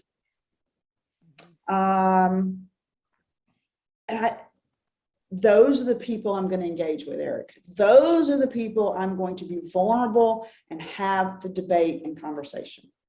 The rest of them, you just feel safe however you need to feel safe. You're not going to impact me if you pray for me. You're not going to impact me if you tell me to have a blessed day. I don't know you. I don't care about you. I'll maybe never see you again. If that made you feel safe to say it, have at it. Because it didn't impact me, right? If he goes home and prays for me, so what? He's basically spinning energy out. Maybe it's positive energy coming my way. Who knows? Does that make sense? Yeah. Okay. So the first step is identifying that you're unsafe. And the way that you described it was your chest tightened up. And the way Kara described it for her, she sort of flushed red. We were feeling this heat across her chest. For me, my heart starts to race. I get this huge squirt of adrenaline, and my hands start to shake. And I start to get really angry. Like I'm ready to do this. And it's interesting how the three of us have all different reactions to something very, very similar. And Eric, tell me something, and the answer may be yes. Is responding back out in anger ever productive? No, they get anger can be motivating when I recognize it, but it's never the solution. Right. Yeah. So just take the 30 seconds to go, to even say to yourself, anger is not going to be helpful. It's not going to be helpful. And you know what? Anger is always really hiding something else anyway. Yeah. Yeah. For me, it's that fear. I know that as a kid, my father and my brother were much more endowed with verbal jousting, and they were masters at it. And me, I was always the quiet guy. I was in my quiet kid. I was in my head, and I always get backed verbally into a corner. And so I know exactly where it came from. But it doesn't seem to ever go away. This fight or flight, this I don't feel safe reaction never seems to go away. I do have a mantra, and that feels so woo-woo to me, but I do. And it's these three sentences: I am safe, I am calm, I have chosen to be here. Oh. I am safe, I am calm. Because at my age, I'm pretty much not anywhere I haven't chosen to be. You're not going to force me to be anywhere, right? Who the hell are you? I'll just walk out, right? So I am safe, I am calm, I have chosen to be here. And I just remind myself, I'm safe, I am calm, I am where I'm supposed to, I have chosen to be in this situation. Yeah. And that helps me a lot when I get the anger. Like, I'm safe. I had an MRI last week, and I can't stand that kind of shit, man. I don't know how many times I said, I am safe, I am calm, I've chosen to be here. But I didn't have to squeeze the little button and get out. So I love that so much. It reminds me of a conflict resolution coach that talked to me one time that like really noticed that I have trouble taking the bait, which, you know, I was noticing earlier you are really good at not doing. And what you're saying, your mantra kind of reminds me of what someone said to me, which was that, Kara, you don't have to be provoked. Someone is saying something to you, but your response is your decision. You don't have to respond that way. And like, I don't know why I had never thought of that before, but you know, I have a wall plaque, you can't see it, that says, your opinion of me is none of my business. I love that. Right? You can think whatever you want to about me, and your opinions are none of my business. Think what you want. I don't care a shit. You know? That's great. What I'm thinking about you, unless I choose to share it, is none of your business. My thoughts are my thoughts. Yeah. I love that. Oh, I like that a lot. I'm going to be like searching that on Amazon later. I have that over on a little thing. I have another one that says, if you don't like my opinion, you should hear my thoughts. See, I was a high school teacher. Does it show? Yeah. No. So Eric, yes, first recognize you feel unsafe. Then take 30 seconds, 60 seconds, 90 seconds, whatever it takes to remind yourself you are safe. We are in America for the most, and I can't speak for everybody because I know some of you have some unique situations. So please don't think I know that. One of the things I have lucky is I rejected the church. The church didn't reject me. And I know that some of you don't have that experience, but remind yourself you are safe. You are safe in your body. You are safe in your beliefs. They are yours. These are internal Yeah. Just in that 30 seconds, I am safe. I am safe in my body. I am safe in my beliefs. Yeah, and this is different than a truly unsafe situation. Right. This is let's make that distinction. Absolutely. Clear. Yes. Yeah, this is like the encounter with someone, definitely. No, if it's unsafe, you need to get out. Yeah, if I'm Uncle Frank, though, coming to you asking to pray or lay hands on me or on you, you're still safe, but that emotion, that tenseness, that body signaling may convince you otherwise. Well, and Eric, honestly, if you can't get past it, then maybe you need to leave. Okay, we are responsible, just like we're responsible for what we do with our bodies, we're responsible for the relationships we're in, we're responsible for our safety. And so if in that situation, if I couldn't get Frank to calm and be done with it, I would have left the situation. I would have gone, okay, you know what? I'm not safe here. I don't feel safe with this gentleman, even if he's a relative. I need to leave. And I would leave. Perfect. I would just leave. I'm never, me personally, not all of you, I've never been in a place where I couldn't get up and walk away. So first, recognize what's happening. Second, give yourself time. Give yourself time. Pause. It's more than just taking a deep breath. It's giving yourself that time. However long it takes. What's the third thing? The third thing is, for me, it would be, is this worth engaging on? Is this worth having a deep conversation about? If it's the bell boy, no. If it's the cashier telling me to have a blessed day, no. If it's my brother and I think he can have an intelligent conversation without falling off the Trump truck, then yes, because he could be important in my life. But only if he's not going to fall off the Trump truck. I mean, I like that distinction that you made there too, where you're saying this is an important person in my life that I want to invest in, and I do still have boundaries within that framework. Oh, absolutely. Yeah. I have boundaries with my husband. Yeah. I mean, he'll bring up something. My husband has not fallen off the Trump truck. I'm not sure he hasn't fallen off the other truck. Okay. And he can't hear something more central. So I've had to just say, we can't talk politics. Mm-hmm. You're not safe for me because you're not listening to me. I think that's the other thing. If they're not going to listen, why are you going to engage? Mm-hmm. That's true. What benefit are you talking for? Is it to make yourself feel better, or do you actually have a goal with this interaction? And is it worth your time and effort? Is this an interaction? Is this a conflict that's worth your time and effort and angst? Mm-hmm. Maybe, maybe not. I don't know. Got it. Yeah. And then it seems like the final step would be crafting a response, possibly. Whether that response is walking away, but how could we go about, how do you see we can go about finding a good response?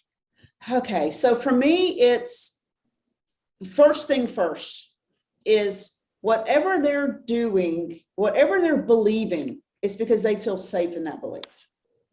Okay, so first of all, recognize that whether you agree with them or not is irrelevant. They believe it. Mm-hmm. Okay, and if I want them to respect what I believe, that's never going to happen unless I respect what they believe. Ever. There's no way. It's not going to happen. So for me, it's crafting that response that's safe. That's I respect your X. Now you need to respect my X. Okay, my Y. So to me, it's just, let me think about this. How can I diffuse it? Or if I'm going to engage in it, how can I engage in it from a place of mutual respect instead of opposite dogma? How can I get into this without being dogmatic? Because so you're actually trying to listen genuinely to the person that you're talking to. Or I'm trying to, if I don't think that's going to work, I'm trying to explain why I don't think it's going to work. or I'm giving them an out. Giving them an out. Yeah. I haven't done the research, so I don't think I can talk intelligently. Yeah. Nobody can argue with that because nobody has done the research. And nobody is in your head. Right. And when Yeah. it's religion, it's very much, you and I do not have to agree to be together. What we do is have to not talk. We have to find something else to talk about. And I just changed the subject nicely. Yeah. I mean, think about it. Sports, COVID, as long as you're not talking about wearing masks or anything, what books you're reading, what movies are out. There's plenty of things out there to bond over that aren't volatile. Mm-hmm. And I'm not going to convince the Baptist preacher to quit believing. The Baptist preacher is not going to convince me to start believing. So why are we going to get in a cockfight about it? For all we know, the Baptist preacher doesn't believe, but he has to keep pretending that he does for some other reason. The other thing that really works, Eric, when you're around a lot of Christians, seriously, is to go, well, fuck, I don't think I know the answer to that. As soon as you say that word, man, they know they're done. They're done. You have so offended them that they're ready to leave. Seriously, God damn it. They're done because you're going to hell and they don't want you to take them with them and they just walk on. That's how I did it in that Bible study. Like, you really fucking want me to teach a Bible study? You didn't actually end up teaching the Bible study, did you? God, no. I'm a little bit disappointed, but No. But I will tell you, it's really funny because of COVID. They have the Bible study in the driveway. Well, I walk the dog. Wow. And I wish you could see 10 women forcibly not make eye contact. When they normally would say, hey, you want a bottle of wine? You want to get together for this? They will all, as if catching them doing something they shouldn't be doing, right? And what kind of Bible study is this? Is this a Baptist Bible study with wine? No, I'm the one bringing the wine. Oh, okay, got it. But it's there's 10 women that sit in a group. I don't know, I've never been there, but I know but it's so funny. I'll walk the dog and they'll all look down like, maybe she won't see us. It's hysterical. I'm like, I don't care if you're studying the Bible. What do I care? Go ahead. I'm just not going to lead it. And that is true power. June, thank you so much for sharing this with us. This was really fantastic. I got a lot out of this. Mm-hmm. We do have some questions. Ready to move on to that, Kara? Absolutely, yes. Are you ready, June, for some more questions? Sure. Okay. So we have had several, and also if anybody else has questions, put them in the chat now and we'll ask. One of the ones that a few people were wondering about was right towards the beginning of your story, you were talking about teaching in a school, and you were teaching from these Abeka books and things like that, where you were teaching, for example, algebra and Bible verses at the same time. How did you square that in your head? How did you teach that at the same time? Did it seem like something that didn't go together to you, or did it just feel really natural? How do you make that work? All right. Well, in math, the Abeka books, which doesn't mean anything to most of you, would have this Bible thing before each chapter. And I honestly, guys, I'll be really honest. And I remember telling the kids, please don't tell your parents I said this. We're not doing that. That's stupid. This is a math class. Oh, wow. You were very because it was stupid. I mean, and so that's how I handled it in math. Now in science, were the math examples like if David had 300 concubines and he gives two of them? No, it was more about the sperm being spilt. No. In science, I was very adamant with all of the parents. When we get to biology, we're teaching all of it. Okay. Wow. We're not going to send a bunch of kids out in the world who don't know the theory of evolution. So you were not teaching, like, for example, of pandas and people, or like those textbooks that are not those. Okay. Not those. I used I don't remember the name of the science book, but it was a creationist science book. But I went and got a secular science book and said, we are going to do them both because we are not walking out of here a bunch of morons and stepping into real colleges going, I don't know what you're talking about, or what you're talking about is going to put me in hell. We didn't do that. Yeah, I didn't do that. What I did biblically was we had Bible study every day. And if you probably don't know, although Carrie, you might know Andy Stanley. He has a Bible study program for teens. We did that, and they had to memorize Bible verses. We prayed every morning for sure. We had a prayer list for sure. We did service projects that didn't have to be biblical, but they had to be service oriented, which could have been in any real institution that wasn't religious necessarily. Yeah. Okay.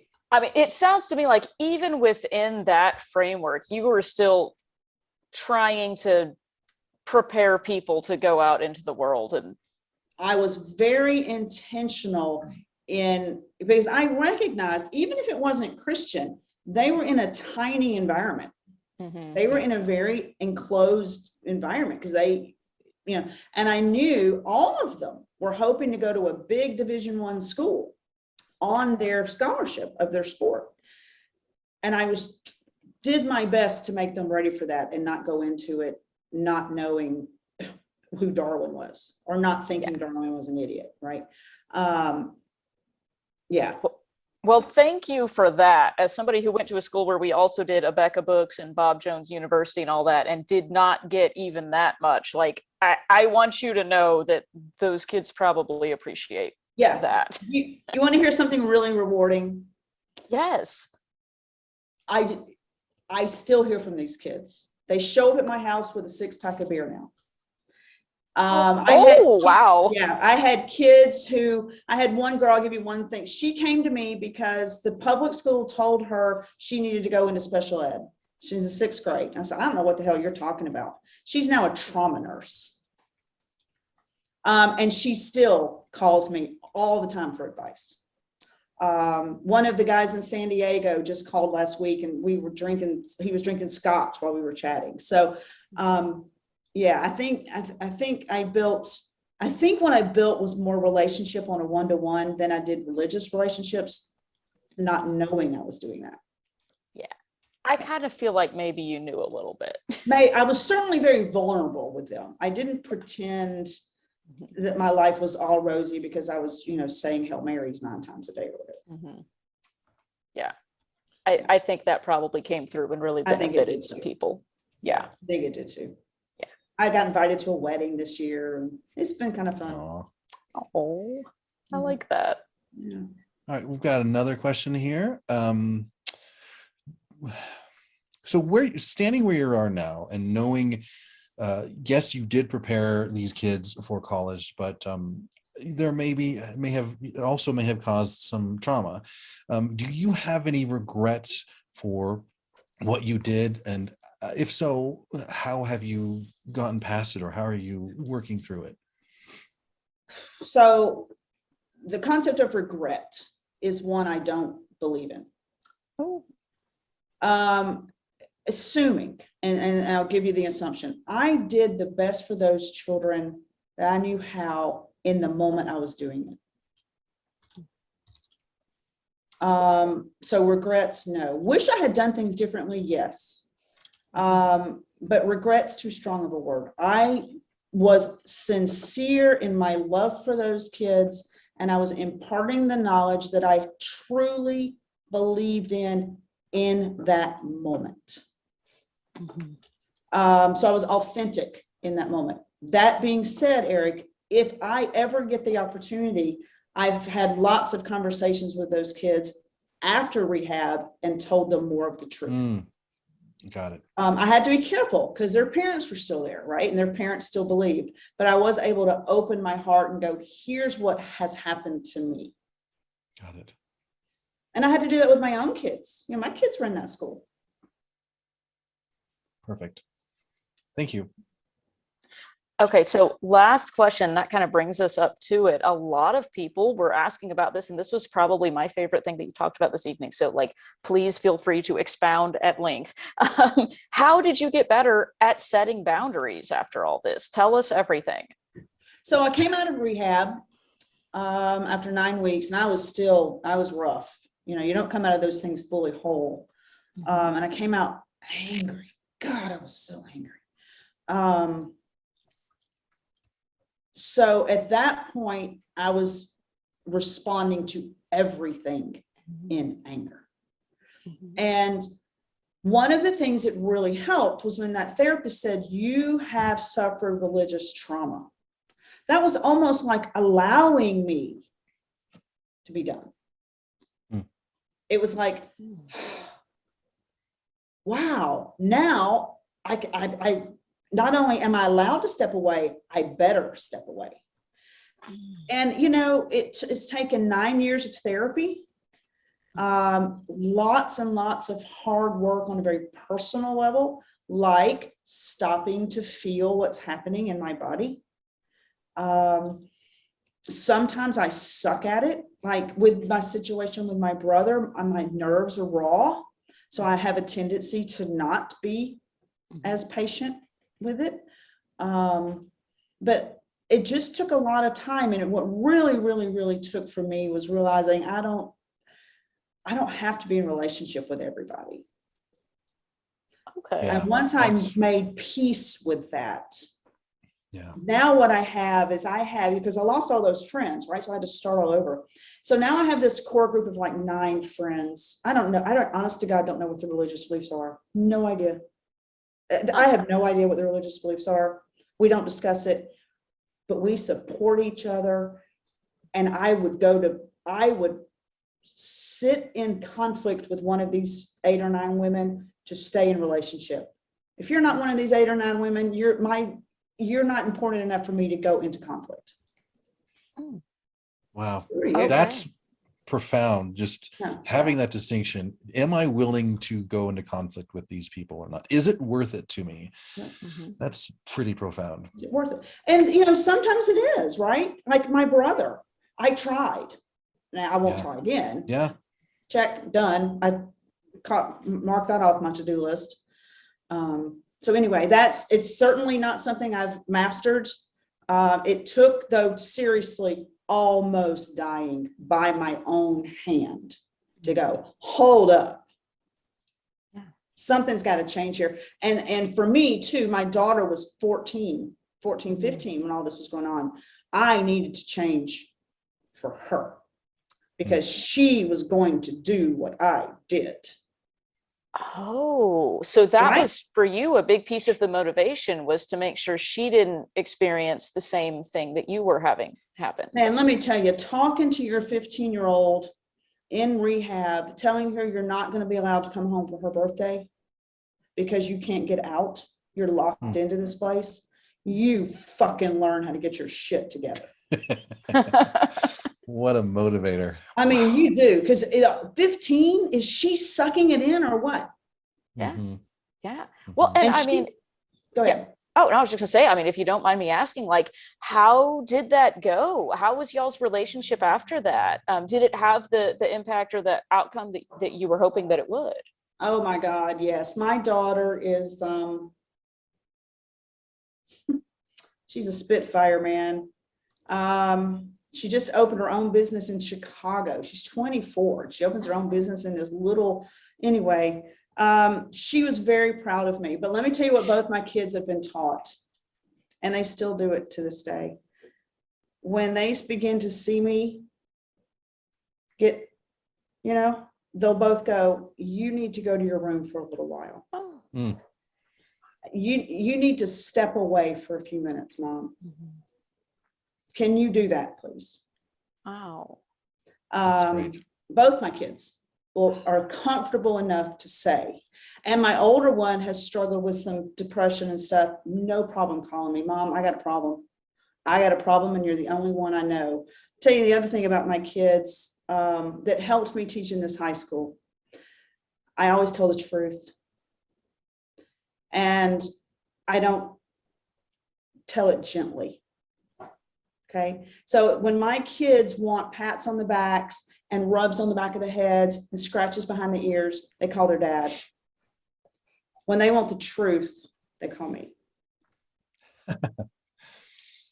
So, yeah. So I've got a really good relationship with them because of that. Because I was very honest with them as I was going through it. We never pretended it wasn't happening.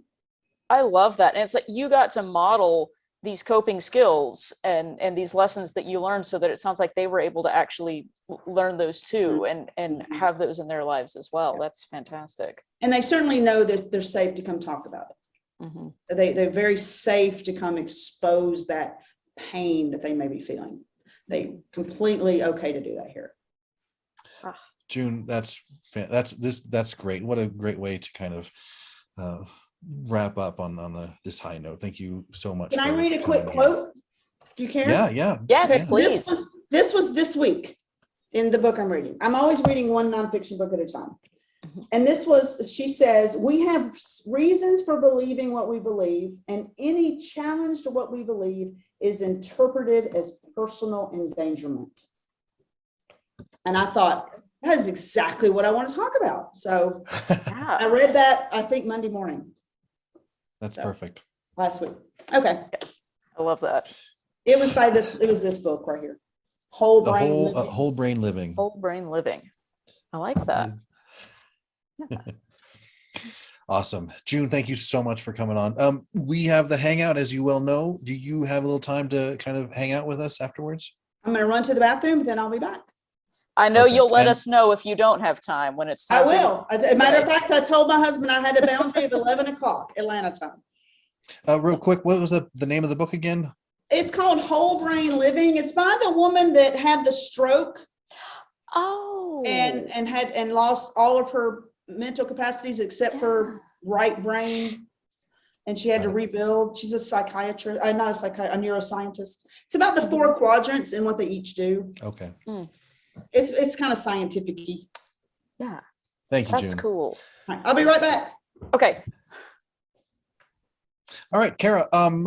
Yes. Is this our last RfRx? I mean, we've been doing this for a while. We've got to be running out of topics by now, right? Turns out it's not. Surprise, there's more next week. Let me tell you. I have to show up here again? Oh my gosh, that's exciting. Yeah. We kind of can't do it without you. So yes, you were obligated from now until I'm not sure, maybe 2037, something like that. Yeah. Hope you're not busy on Mondays ever. But yes, as it happens, next week we are having Mr. Andrew Seidel coming on to talk to us about religion and politics, Christian nationalism, and the founding myth. And I am super pumped about this one, y'all. You do not even know. It's a little brief teaser. If you grew up in a deeply religious household, were homeschooled, like we talked about today, or went to a religious school, you might have been given some serious disinformation about American history. Christian nationalism has demanded the creation of myths and the revision of history. So in this RfRx discussion, Andrew Seidel will discuss what it is, the role it plays in society now and historically, how to spot it, and how to fight it. And so this discussion is based off of his best-selling book, The Founding Myth. So definitely do not miss that one. That is going to be next Monday here, same bat time, same bat channel, and all that.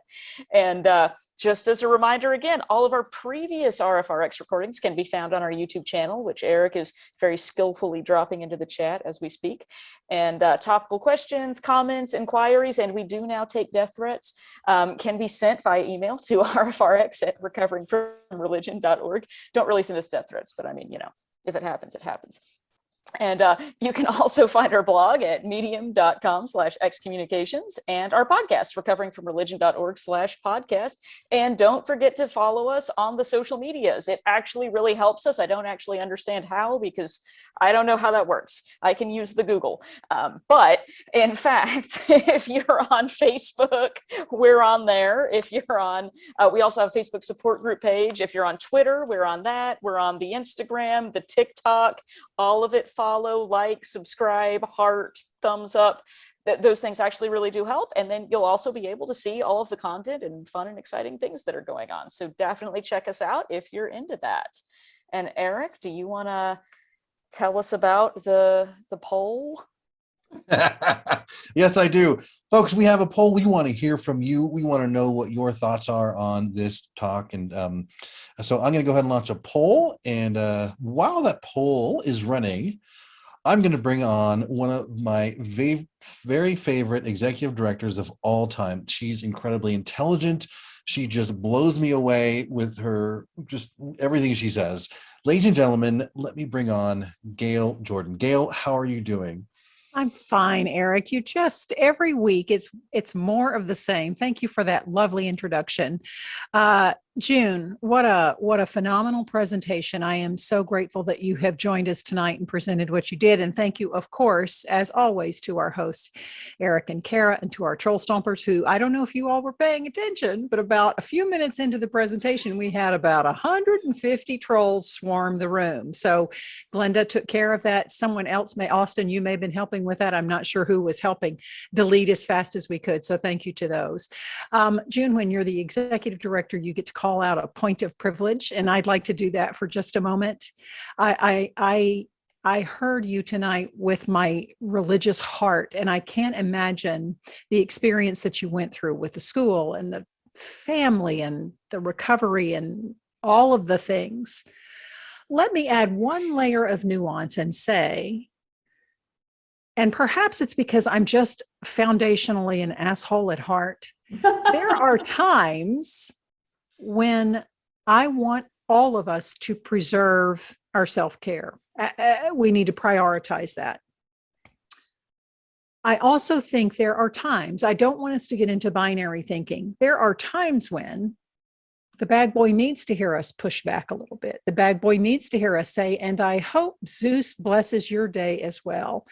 If you are in a place and a time and a phase in your life that you can push back, this position of privilege that religion has held will only get shaken loose from its foundations when we make it happen.